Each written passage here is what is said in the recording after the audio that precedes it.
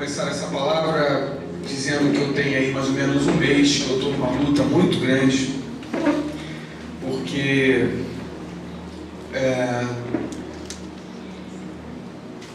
nós somos acostumados a ouvir a voz de Deus e de um mês para cá Deus tem me pressionado muito, dizendo que quer falar comigo alguma coisa, mas não é automático.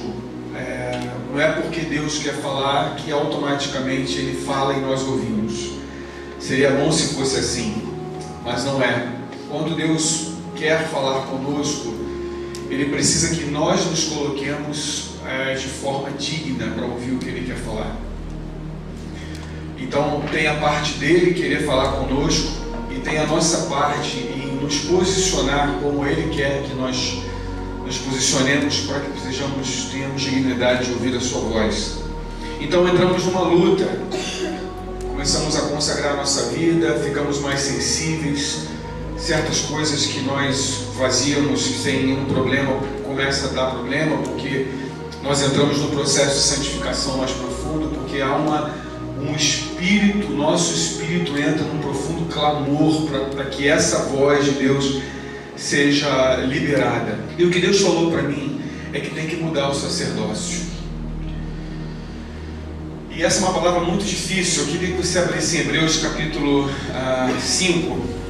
E eu quero pedir graça ao Senhor para poder... Então por isso que eu falei para você que você deve ouvir música cristã e de boa qualidade, porque Deus fala, queridos. Deus fala através da adoração. E existem homens e mulheres de Deus que quando cantam, eles cantam aquilo que eles receberam no secreto. Não é para ganhar dinheiro, não é cantor gospel para receber aplauso.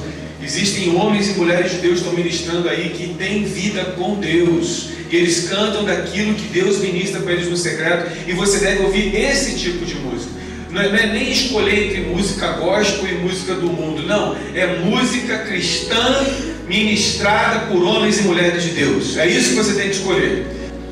Entendeu? Então toma cuidado com isso. Procura saber a vida de quem ministra, se tem relacionamento com Deus. Procura ouvir o Espírito Santo quando você estiver ouvindo uma ministração de uma adoração. E aí sim você oferece seus ouvidos a esse tipo de música. Hebreus capítulo 5, versículo 11.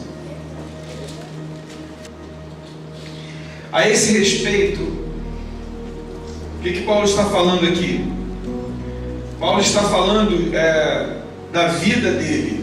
Ele está falando do testemunho dele. Se você voltar no versículo 7, ele fala que Jesus, lágrimas, orações, súplicas, a quem podia livrar da morte, tendo sido ouvido por causa da sua piedade, embora sendo filho, aprendeu a obediência pelas coisas que sofreu.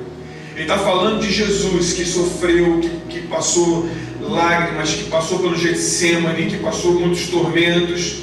Ele está dando testemunho. Ele está falando que ele tornou-se o autor da salvação eterna para todos os que lhe obedecem, tendo sido nomeado por Deus sumo sacerdote segundo a ordem de Melquisedeque. É o que diz aí no versículo 10, né? Então, por Jesus ter vencido na cruz, ele ganhou o título de sumo sacerdote segundo a ordem de Melquisedeque. Segura aí um pouquinho aí.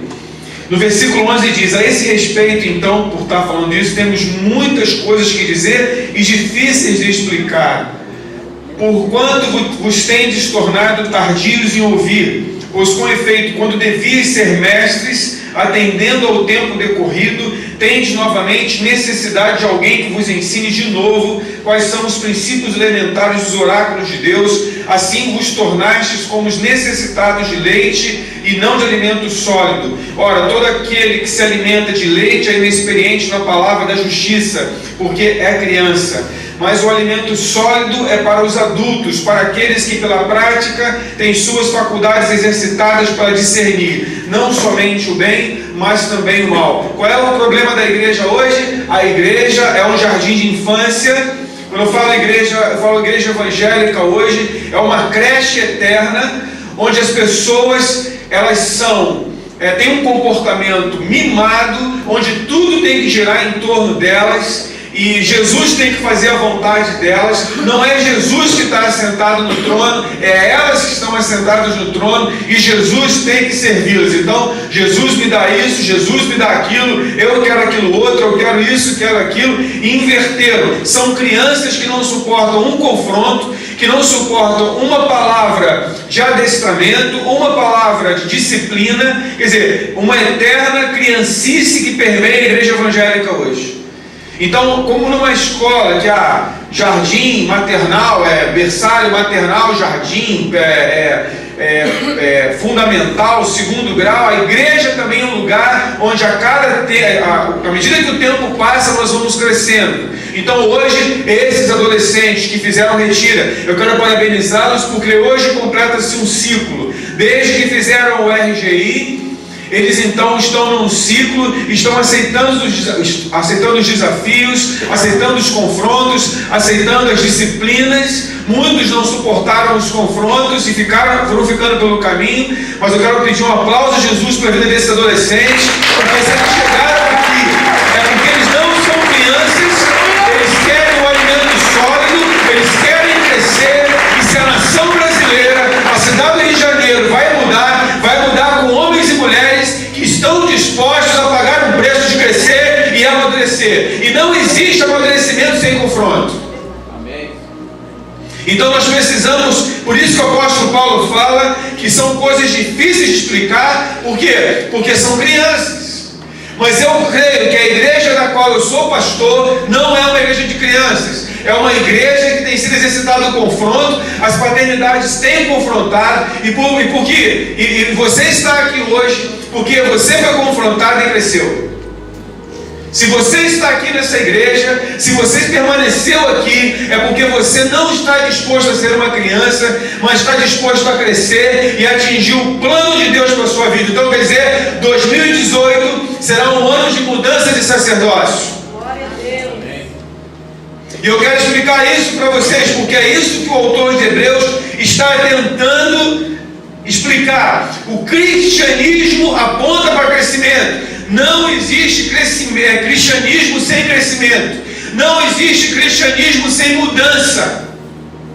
Se nós somos cristãos, estamos sujeitos a confrontos e mudanças.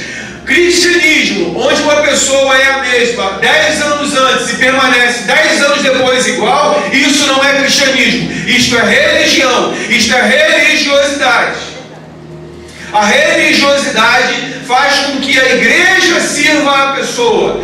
E no cristianismo, os cristãos servem a Jesus. Não é o cristão que manda, é Jesus quem manda. Ele é o dono da igreja. E nós precisamos nos submeter ao dono da igreja, seguir o modelo que ele tem, para podermos satisfazer o seu coração, ok?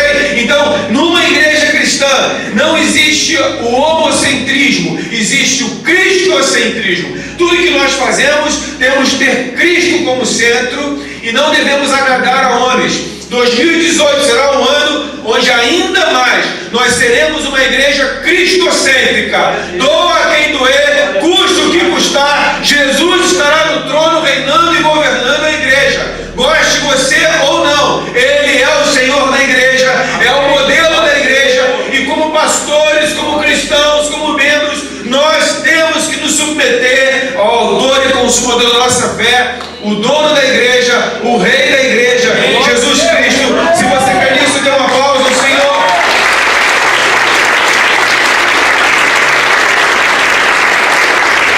Como cristãos verdadeiros e não como criancinhas, nós não podemos mais gastar tempo com meninices. É isso que o autor de Hebreus está falando no capítulo 6.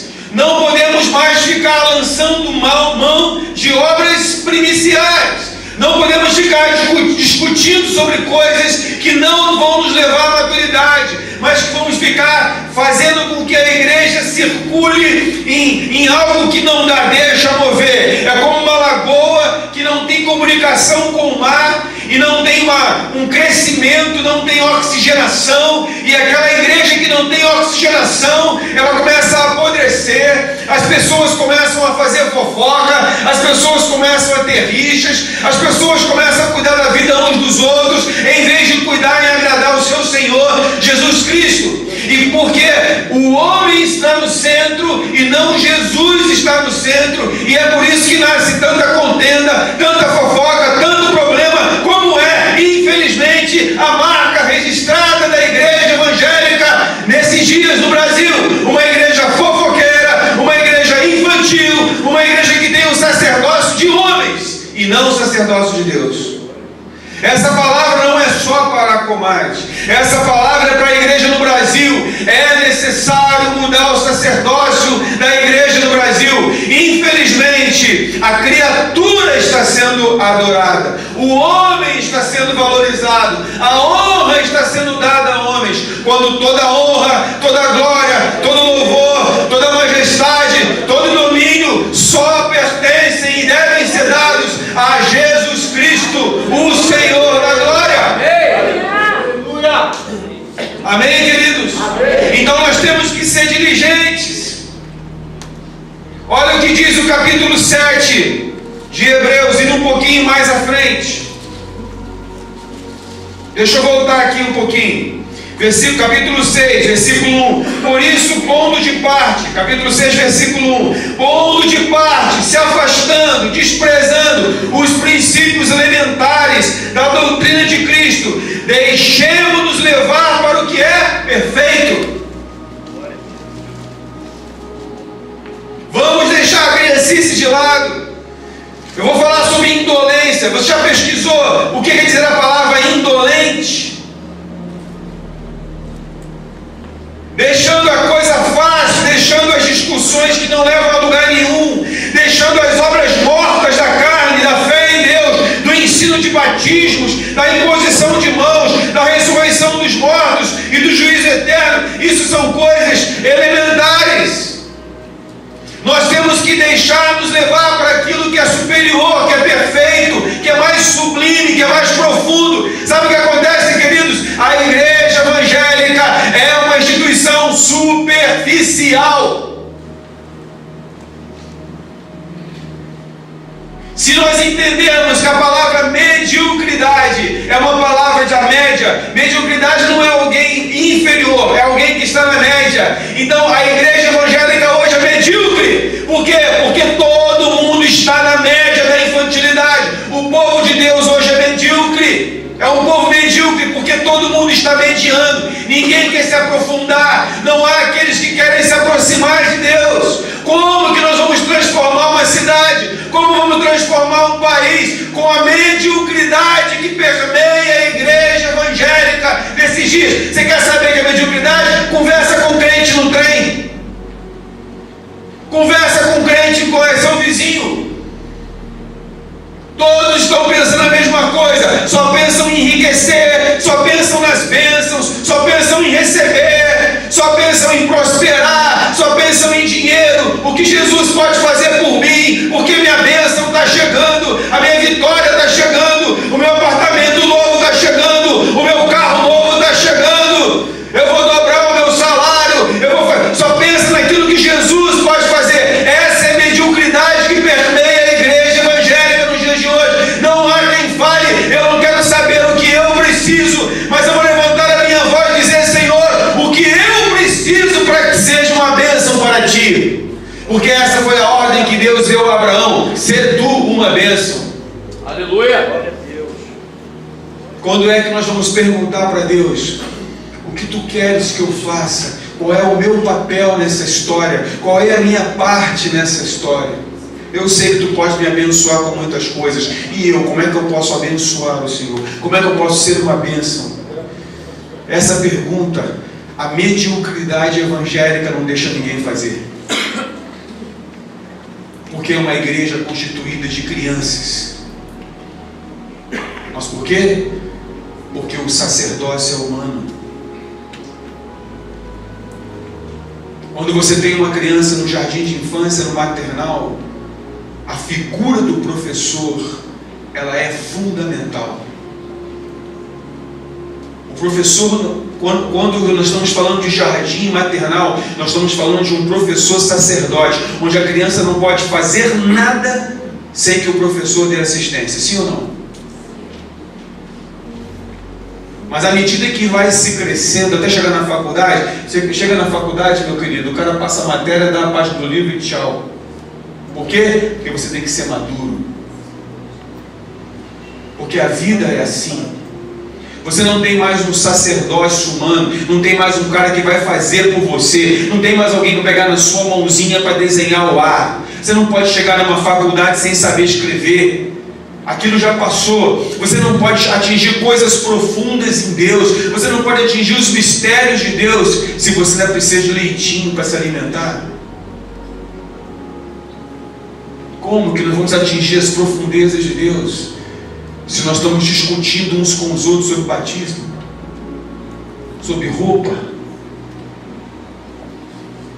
Sabe o que é indolente? Você vai chegar aqui no capítulo 7, vai um pouquinho mais à frente.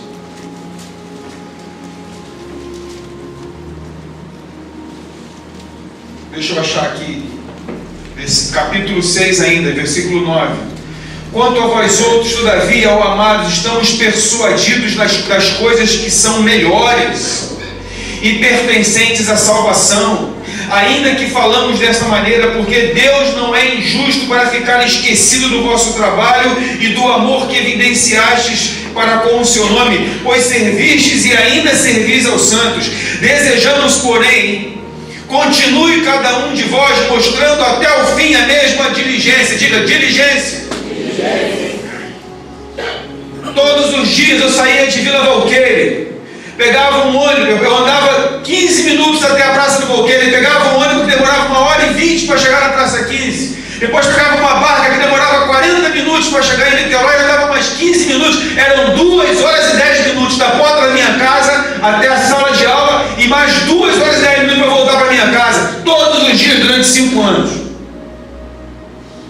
Aí você pega um canudo, todo mundo acha que você é vencedor, mas eu não fui indolente, eu fui diligente. A igreja evangélica hoje é indolente. Sabe o que é indolente? Sem dor. Indolente é sem dor. As pessoas não querem mais sofrer, cara. Gostei de uma postagem que foi feita na internet agora há pouco tempo. Vaca não dá leite. Vaca não dá leite, sabia, querido? Você tem que ir lá ordenhar. Já viu uma vaca aparecer na sua casa? Eu vim aqui dar leite para você. Apareceu já uma vaca na sua casa para te oferecer leite de graça? O cara que mora no campo, ele tem que acordar 4 horas da manhã. Primeira coisa que ele faz, pega o baldinho e vai lá ordenhar a vaca. Vaca não dá leite, você tem que ir lá tirar o leite da vaca.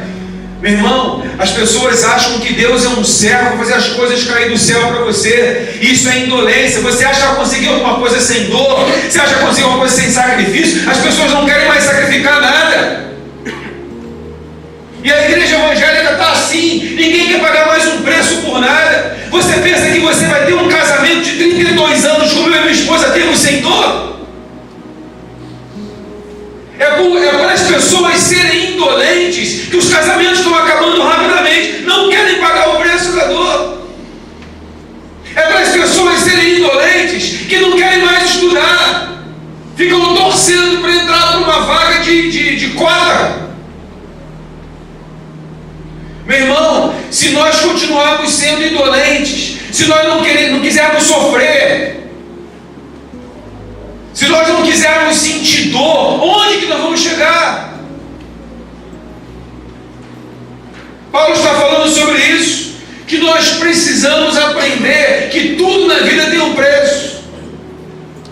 E no meio evangélico não muda. Se nós queremos 2018 melhor, nós temos que perder o medo de sentir dor. Medo de acordar de madrugada, medo de estudar, medo de passar noites em claro. Estava lá o Miguel no casamento do Michael Jordan estudando.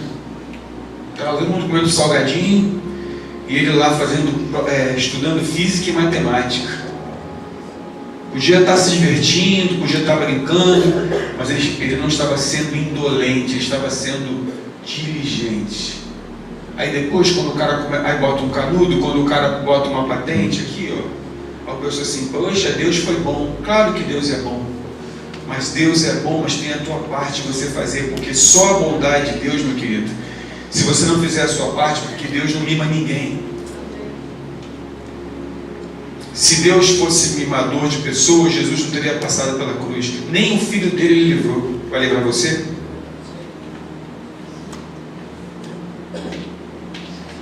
É por isso que o apóstolo Paulo fala em outra passagem que nós temos a nossa consciência cauterizada.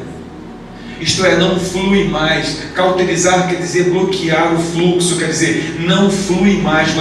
A consciência não flui. Hoje, um sujeito, uma pessoa, ela se veste drag queen, entra num colégio, ministra liberdade de gênero às crianças, vai no microfone e diz: toma, família brasileira. E o que você tem feito contra isso? Está cheio de ladrão no Congresso Nacional, está lá, um montão de ladrão, 90% é corrupto. Vem a eleição agora em 2018. O que o povo brasileiro está fazendo?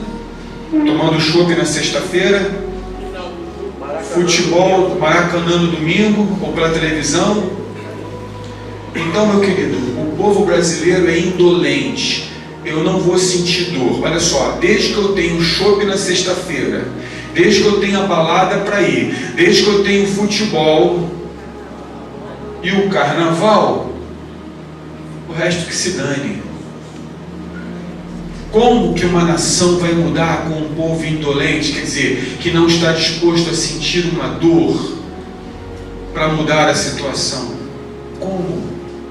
E como hoje a igreja é medíocre, né? A igreja evangélica é medíocre, o que não falta é lugar para a pessoa que é confrontada ir para outra igreja e lá posa de bom moço, desde que entrega o dízimo lá no gasofilaço, desde que esteja lá, para que vai indolência, quer dizer, eu não preciso sentir dor.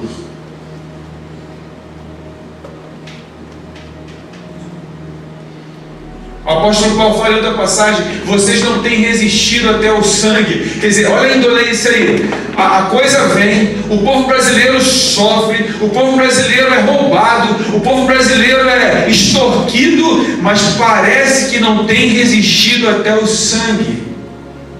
Não sente dor. Precisamos ser diligentes, porque Deus, Ele prometeu e jurou. Olha, isso aqui é uma revelação. Vai lá no capítulo 7. Desculpe, volta aí no 6 de novo. Eu estou me adiantando aqui.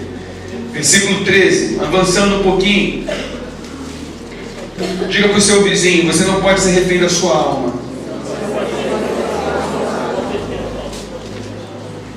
O homem vai machucar você.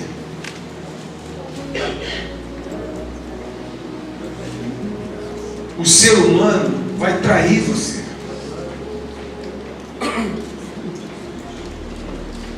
Vai decepcionar você. E se o sacerdote que você tem é humano, você vai cair junto.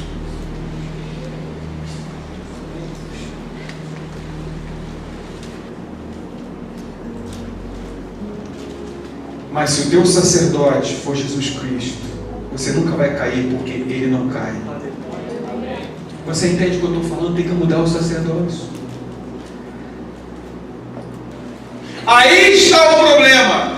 Quando nós colocamos nossos olhos no homem, que âncora é essa? Se você está debaixo de homens, se você coloca esperança em homens, se você espera a recompensa de homens, essa âncora nunca vai se firmar.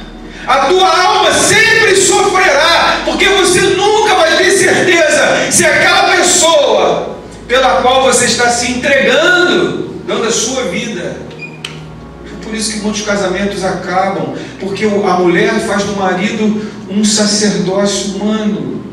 Tudo bem, o marido é o sacerdote da casa, mas ela tem que ter Jesus como sacerdote, porque se ela não tiver Jesus como sacerdote, quando o marido errar, o casamento acaba.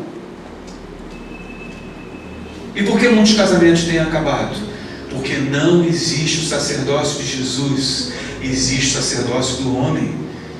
E se a tua alma está presa ao homem, você está sujeito às intempéries de alma, traições, ingratidões, enganos, decepções, porque o homem trai, é ingrato, decepciona.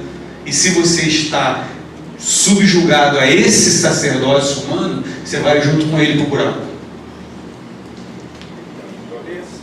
Mas se o teu sacerdote é Jesus Cristo, 1000 cairão ao teu lado, 10.000 à tua direita, você está aqui direita, e você não será o quê? Atingido. Por quê? Porque o teu sacerdote é Jesus Cristo. E aqui a palavra está dizendo, ó, âncora da alma, isto é, em Deus os sentimentos não nos controlarão. Se eu estou firme nas promessas dele, quem prometeu é fiel para cumprir. Ainda que as coisas não estejam acontecendo, ainda que os meus olhos não estejam vendo, ainda que 1000 caiam ao meu lado, ainda que o meu cônjuge caia, ainda que meus filhos caiam, ainda que todo mundo caia, a minha âncora é Jesus Cristo. Então a minha alma não fica abalada, os meus sentimentos não são abalados. Por quê? Porque eu estou firmado na rocha que é Jesus Cristo. Entendam isso. Tem que mudar o sacerdócio, porque se não mudar o sacerdócio, você terá um ano, mais um ano, onde você será escravo das coisas da alma.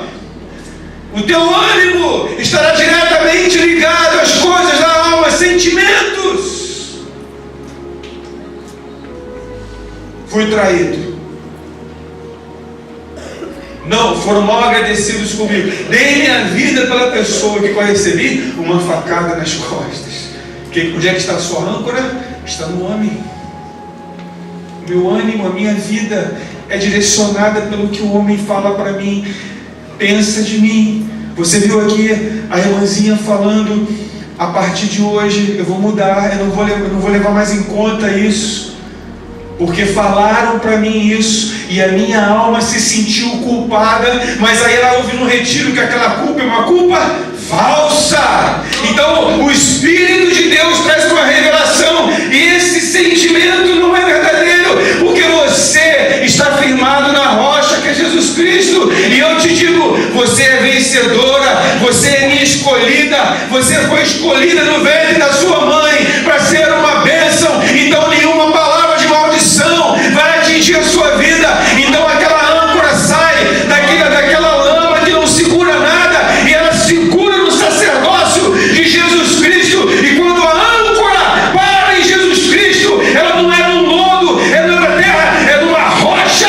E na rocha não tem como, eu estou na rocha, o meu barco não vai ficar à deriva, ele se torna um porto seguro para minha alma. Eu não dependo mais do que o homem fala para mim, eu não dependo mais dos meus sentimentos, se eu estou triste, se eu alegre, se eu estou desprezado, se eu estou inferiorizado. Ora, cala a boca, minha alma, porque há uma promessa sobre a minha vida, e quem prometeu é fiel, e não somente prometeu, jurou.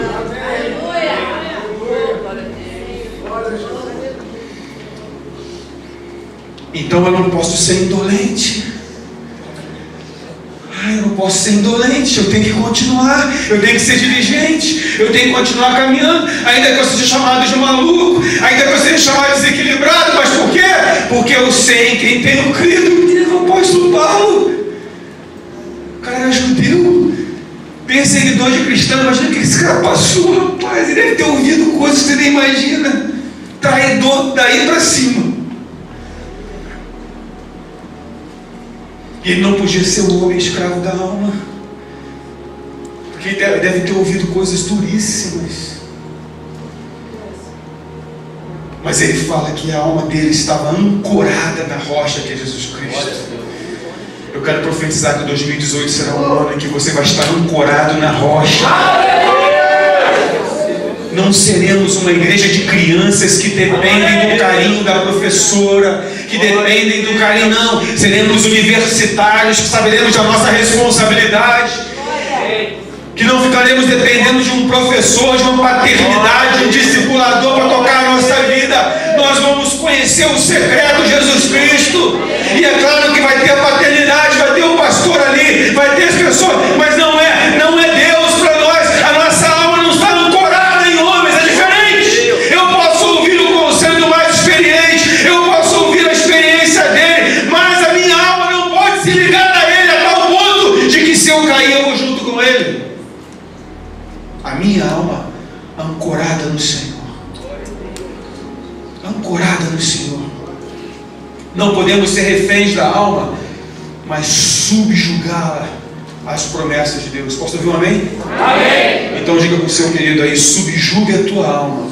Então, preste atenção aqui. O que é subjugar a alma? Subjugue o teu medo. Subjugue a tua culpa. Subjugue o teu estresse. Subjugue a autoimagem errada. Subjugue essas coisas. Não é o que você vê quem você é, é o que Deus vê. Aleluia. Aprenda a viver na ótica de Deus. Aleluia. Isabela, cadê Isabela? Todo mundo pode achar você feia, mas você não vai ver pelo que as pessoas falam. Deus te acha formosa do Senhor, linda, maravilhosa. E a tua alma tem que ser ancorada nisso. Porque você é linda do Senhor, é isso que Deus diz para você. Você é uma das meninas mais lindas dessa igreja, sabia disso? É linda do papai. Ó, e é Deus. É Deus quem fala para você isso. Não é homem nenhum, não. E nós temos que ser ligados naquilo que Deus fala. Amém, querido? Quando você serve a Deus, você é chamado de fanático, vagabundo, homossexual, que dá dinheiro para pastor. Daí para cima. Precisamos crescer em focar em Deus. 2018 vai ser um ano em que você vai focar em Deus. Você tem que abrir os seus olhos, tem que ser abertos para ver Deus, porque o homem você está vendo muito bem. O pastor você enxerga muito bem. Você sabe quando o pastor está triste, quando o pastor está alegre, quando o pastor está, quando o pastor não está. O pastor veio de terno, o pastor não veio de terno. Nós sabemos olhar muito bem o homem. Agora eu quero saber se você tem enxergado Deus, como você enxerga o homem. Queria saber se você tem a mesma força, disposição, diligência para entrar no secreto e ver o Santo dos Santos, como você tem força e diligência para regular e ver a roupa dos outros.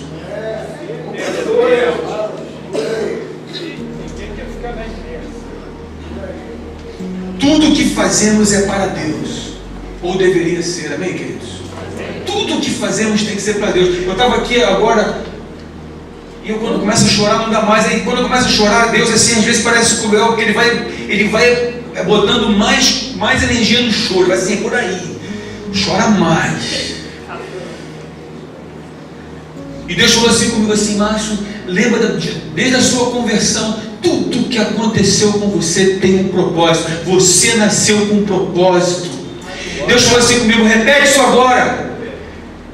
Eu nasci com um propósito. Eu comecei a falar ali, eu nasci com um propósito. Você precisa repetir isso para a tua alma, meu irmão. Você precisa repetir isso quando as adversidades vierem sobre a tua vida.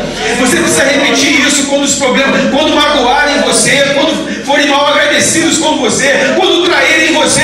Não importa as adversidades, levanta a tua voz e bote teu foco em Deus e fala, eu nasci com um propósito.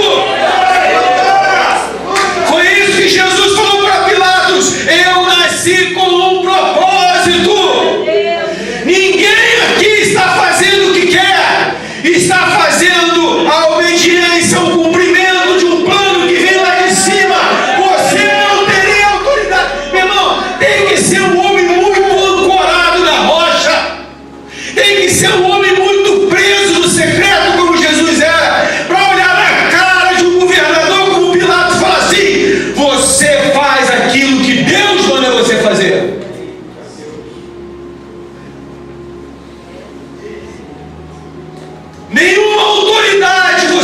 teria se do alto não te fosse dado. Então, não se sinta melhor nem maior. Você está cumprindo um propósito.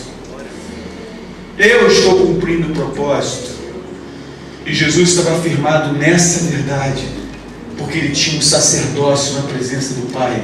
Ele se retirava para orar, ele orava, e não se importava com as multidões.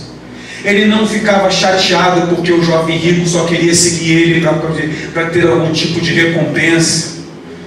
Ele não ficava preocupado se alguém estava seguindo ele apenas para ser curado. Sabe por quê? Porque ele tinha uma âncora no secreto dele. A coisa mais importante na vida de Jesus não era quando ele multiplicou pão e peixe, quando curou, quando levantou o morto. Era quando ele se retirava para orar e ele se derramava na presença do Pai. Ali era o momento mais precioso, querido. 2018 vai ser um ano em que Deus vai mudar as suas prioridades. Aquilo que vai ser mais importante para você não é a igreja, não é, sabe, não é o que você faz em público, não é falar em línguas em público, não é apresentar uma aparência de crente, mas é o quanto você se derrama no secreto da presença de Deus. Deus tem que fazer isso com a igreja. O sacerdócio tem que mudar. Não é mais o que nós apresentamos diante dos homens, mas o que apresentamos diante de Deus que tem que ser o mais importante.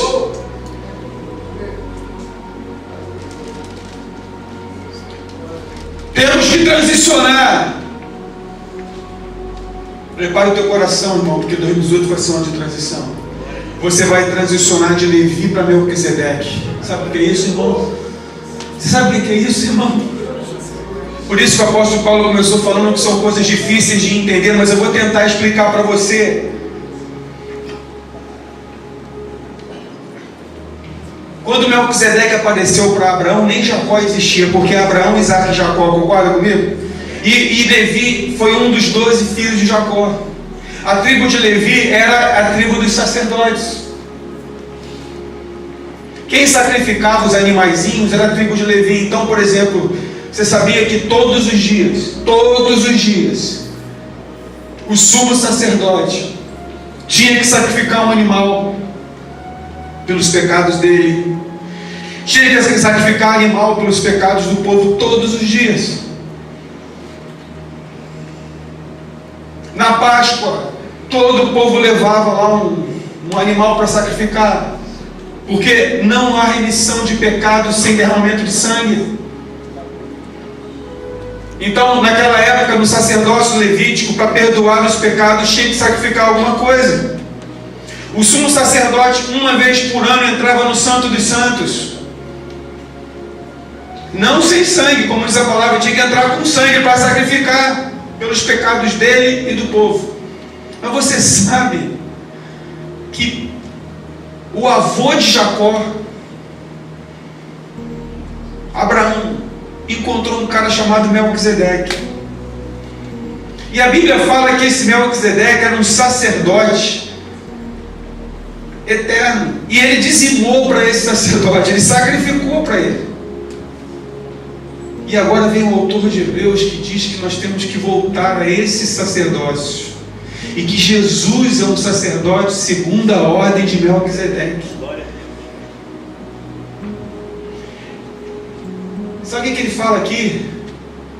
Que além de dar muito trabalho, matar uma rolinha, matar uma pombinha, matar um cabrito, matar um novilho, e não adiantava nada. Porque todo dia tinha que fazer aquilo de novo. Então o cara estava lá, eu olhei para a mulher do próximo com intenção errada. Então vou pegar aqui um boi e vou entregar por oferta do pecado. Mas só que no dia seguinte ele fazia isso de novo. Eu tinha que pegar outro boi lá, e não adiantava nada, porque a pessoa não mudava. Sabe por que você não muda? Sabe que você repete os mesmos erros? Porque você está no sacerdócio levítico. Todo domingo você tem que chegar aqui e ter uma luta para entrar na presença de Deus. Peso. Ai meu Deus, que peso. Eu não sinto a presença de Deus. Alguém tem que fazer o sacerdócio por mim. Aí vem aqui o intercessor. Junta, quebra, marcha. Aí você, como é sacerdócio levítico, alguém tem que fazer por você. Aí você crê no homem, crê na pastora Sônia, crê na Cida, crê no pastor Márcio, crê não sei quem. Agora sim, agora alguém sacrificou por mim, agora eu entrei. Aí você entra. Sabe o que acontece? Amanhã você está vazio de novo. Sacerdócio humano. Domingo que vem, está aqui você, todo pesado de novo. Alguém tem que mandar você marchar, chutar, correr, socar. E você vai, irmão, até quando? Até quando, cara? Você não vai entender que você precisa mudar o sacerdócio humano. Você não precisa estar numa igreja para ser vencedor. Quando eu falo igreja, 4 paredes. Você não precisa estar num domingo à noite para ter. Você pode ter o sacerdócio de Cristo 24 horas por dia à sua disposição, porque Ele já entrou no Santo dos Santos no seu lugar. O caminho está aberto. Só que nós estamos no Levi. Nós estamos no Levi. Nós estamos no Levítico. Nós temos que quebrar. Não, deixa, pode deixar. Nós temos que quebrar. Aquilo que é levítico, é humano, tem que ser quebrado. Nós não podemos mais ficar dependendo do homem para ser animado. Então eu estou na minha casa, eu estou traído, o meu esposo me xingou, então eu tenho que ligar para a pastora. Tudo bem, pastora, me ajuda, ora por mim. Faz aí uma oração poderosa para me tirar de alguma coisa. Meu Deus, isso é levítico. Você está ancorado em Jesus. E quando não tiver pastora, que às vezes tem, às vezes não tem.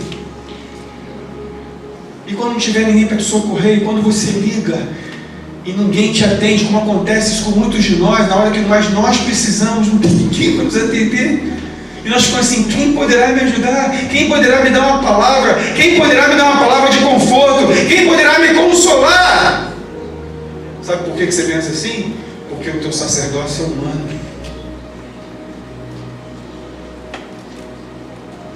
Em 2018, está lá o teu pastor, está lá a tua paternidade, está lá os irmãos mais experientes, mas vocês não dependem deles. Porque a tua âncora está firmada na rocha, que é Jesus Cristo. Posso ouvir um amém? Essa palavra está só começando, hein? Não estou falando hoje não, estou falando assim, isso Deus falou comigo hoje. Falou comigo ontem sobre o tema, mas comecei a desenvolver hoje. Ainda tem até o final do ano para a gente mastigar isso aí, porque não é possível mais que a igreja dependa de homens para poder conseguir.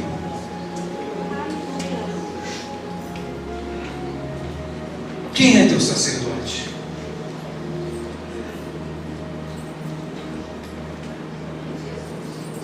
Quem intercede por você? Quem cobre você?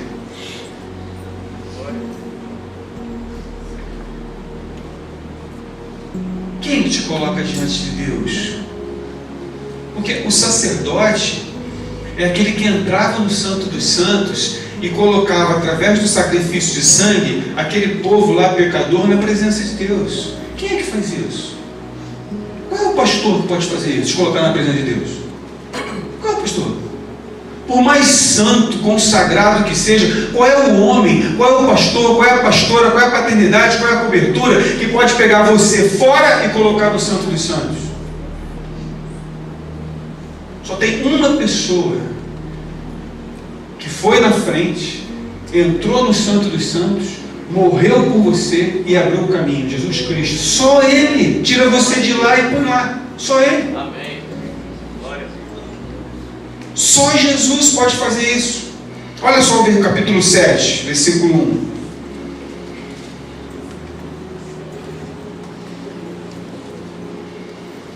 Eu gosto, a revelação, cara, a revelação. Por isso que eu digo a você, a gente não pode ser indolente.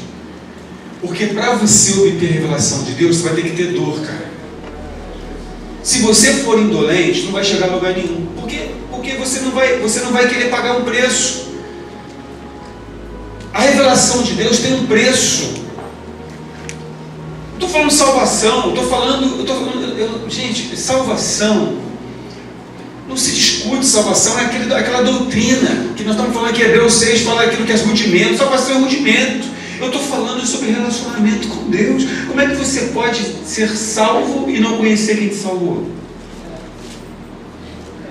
Como você pode se gabar de ser salvo e não ter relacionamento com quem te salvou? Então, a salvação, por isso eu posso falar, desenvolver a vossa salvação com tremor e com temor. Por quê? Porque você tem que, a salvação ela é o meio pelo qual a intimidade com Deus é restaurada. Porque o propósito de Deus não é só salvar o homem, mas se relacionar com o homem. Então, se tem um propósito da salvação, é reconciliação. Por isso que a palavra de Deus diz, na cruz Jesus estava reconciliando. Então, quer dizer, você está reconciliado com Deus. Olha o sacerdote Melquisedeque aí entrando. Quer dizer, a partir de Jesus Cristo, você tem acesso direto ao Pai. E isso não vem de vós, não é por obras.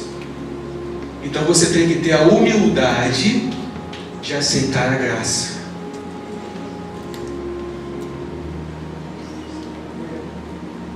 Não é a minha força, não é a minha capacidade. Isso é sacerdócio levítico. Eu faço para o homem ver, porque é externo. Por isso que Jesus batia nos fariseus. Que fariseu era sacerdote levítico. Estão pensando o quê? Que eu vou ser sepulcro caiado, fazer uma coisa para vocês verem? Você está pensando o quê? Que eu vou falar que é uma palavra bonita? Eu vou dizer que vou dizer o que vocês querem ouvir? Eu não vou ser igual a vocês, que engolem um mosquito e vomitam um camelo. O meu sacerdócio, aí vai junta aí, o meu reino não é desse mundo.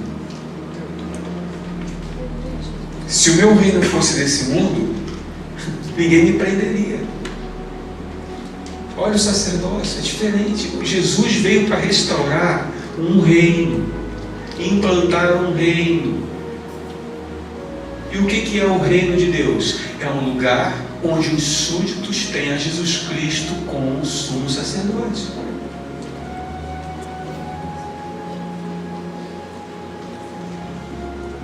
Amém? Vai falar que pastor é poderoso. Vai falar que pastor é especial. Não é. E aí um dia a ficha cai. Ele descobre que não é. Sabe o que ele faz? Se mata. Entenderam?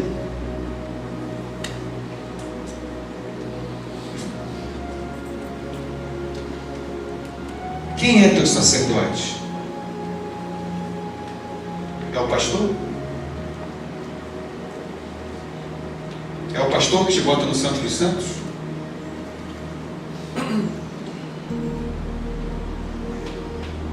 Quem é o teu sacerdote? É a paternidade?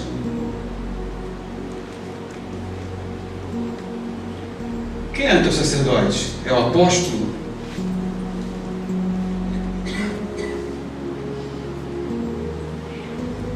Ou Jesus?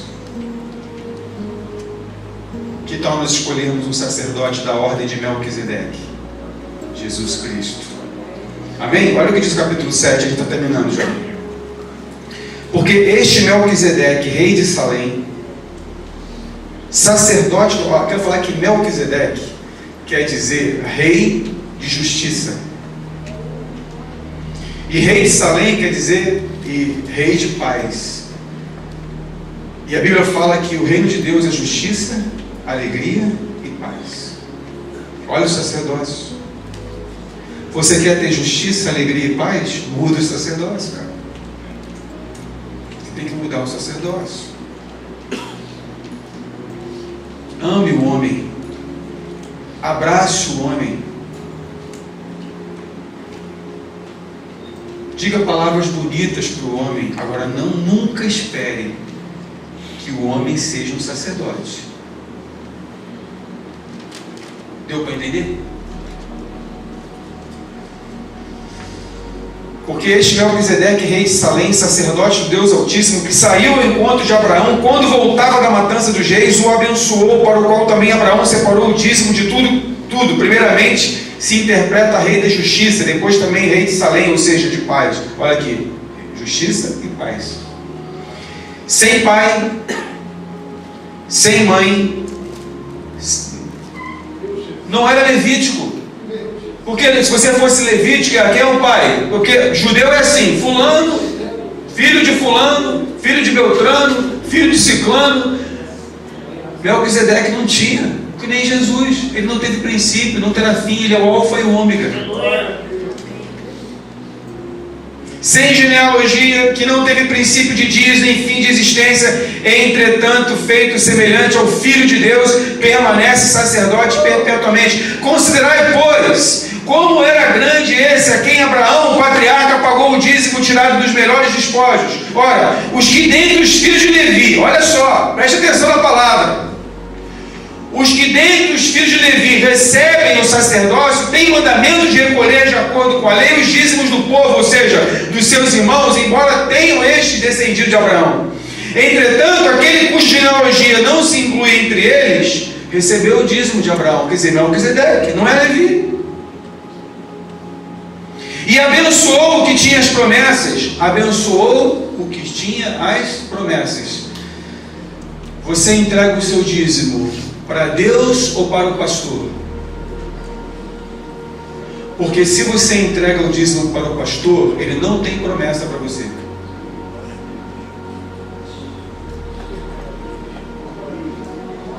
O que ele está falando aqui é que Abraão abençoou o que tinha a promessa.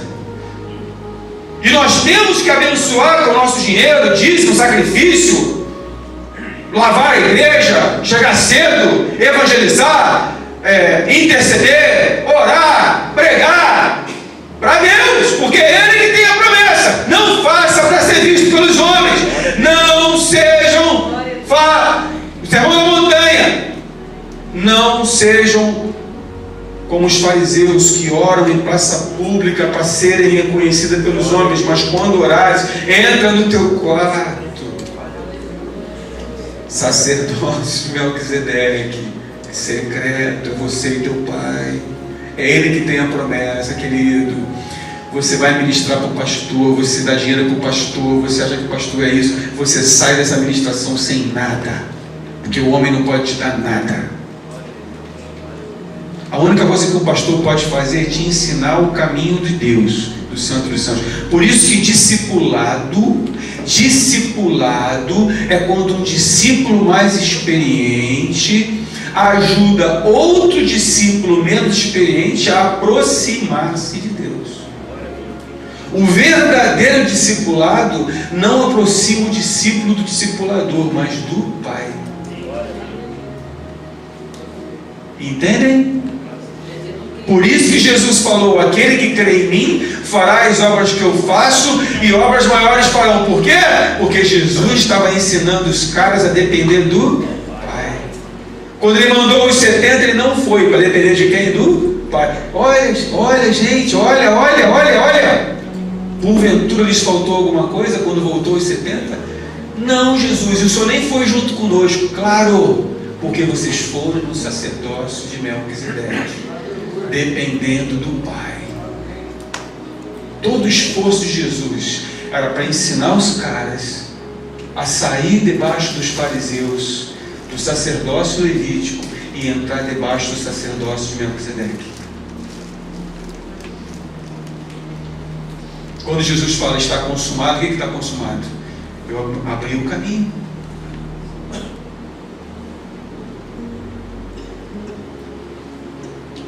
Vamos lá, para terminar.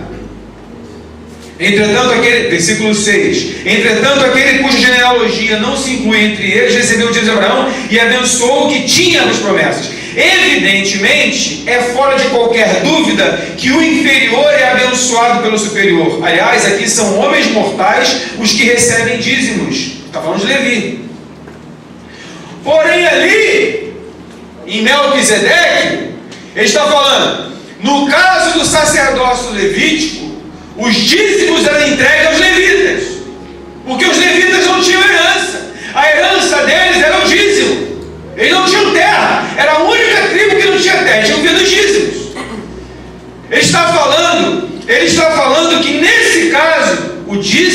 era entregue a homens, mas no caso de Melquisedeque,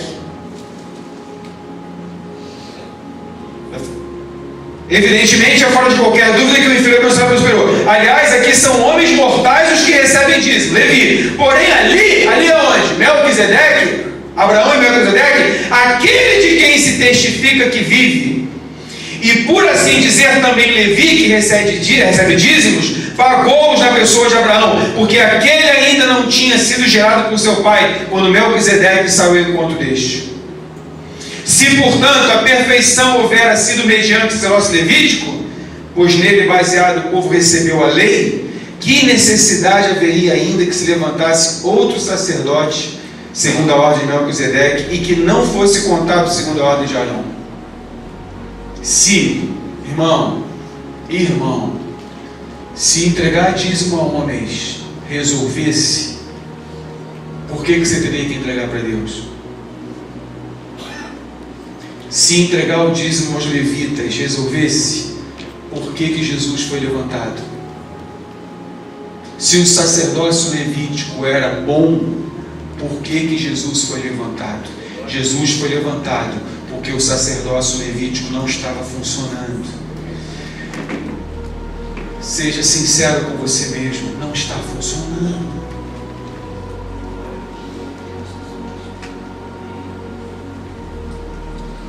Você tem que mudar o sacerdócio, porque ministrar para homens não está funcionando.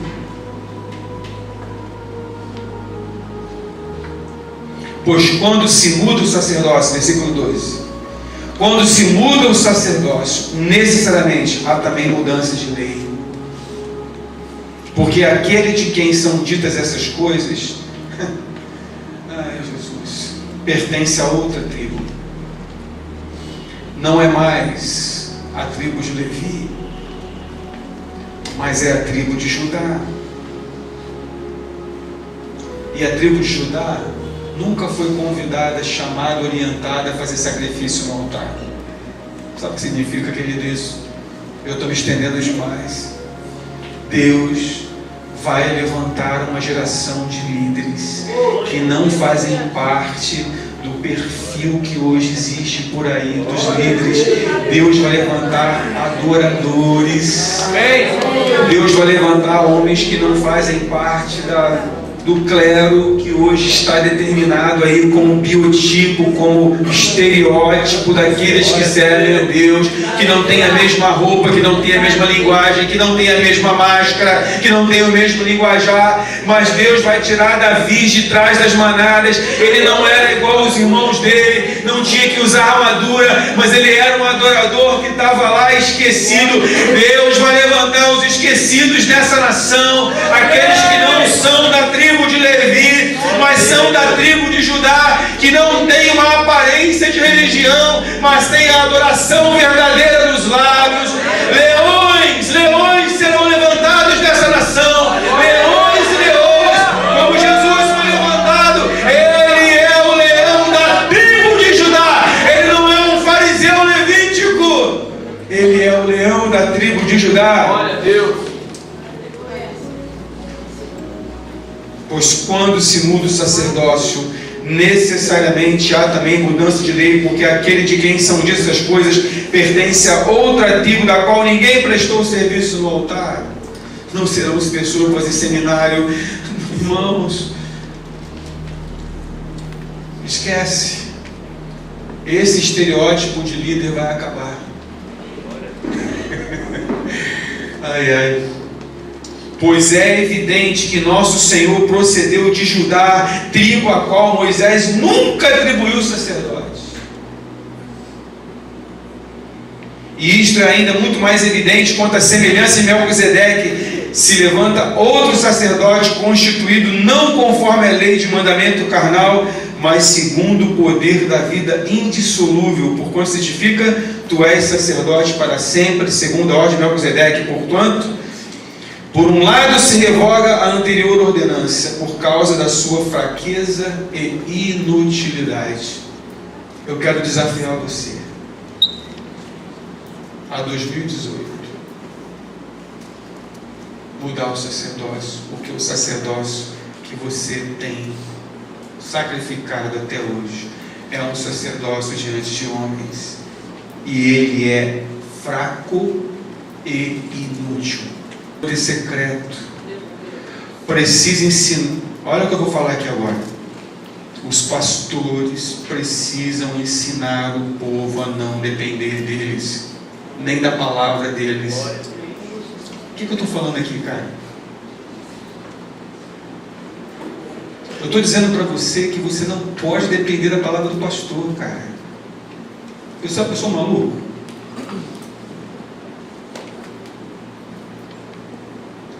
Eu estou dizendo para você que você pode ouvir o teu pai, viu, adolescente, que você expressava sentimentos.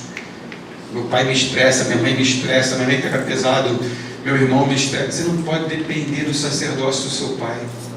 Irmãos, uma vez meu pai me chamou em alta voz para todos os vizinhos ouvirem que eu era um vagabundo, e isso com 2 filhas moças. Eu não posso depender do que meu pai fala, porque se eu fosse depender do que meu pai falasse, eu não estaria aqui hoje. Para terminar mesmo, né?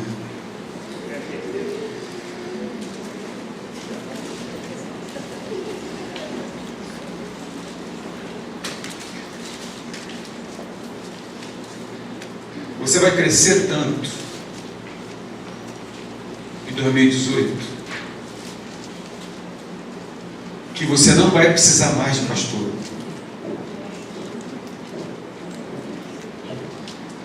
E Deus vai colocar pessoas na sua vida que você vai dar o leite. Porque para você ter filho, você tem que ter útero.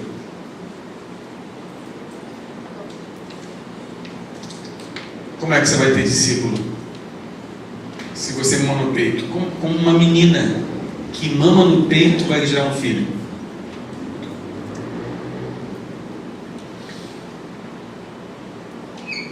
Você já era para ser mestres, está cuidando de pessoas, mas está mamando no peito ainda. Que vai? Meu papagaio ficou mudo, o cachorro está mancando, meu marido me gritou comigo, meu filho falou que vai embora de casa. Meu Deus do céu, você não tem um Deus? Não foi me visitar. Você não tem um Deus, cara?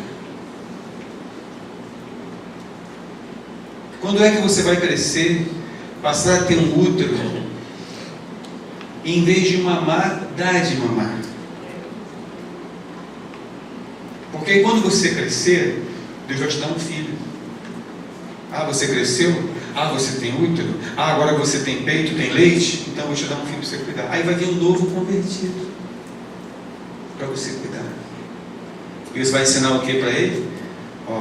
Leitinho, papinha.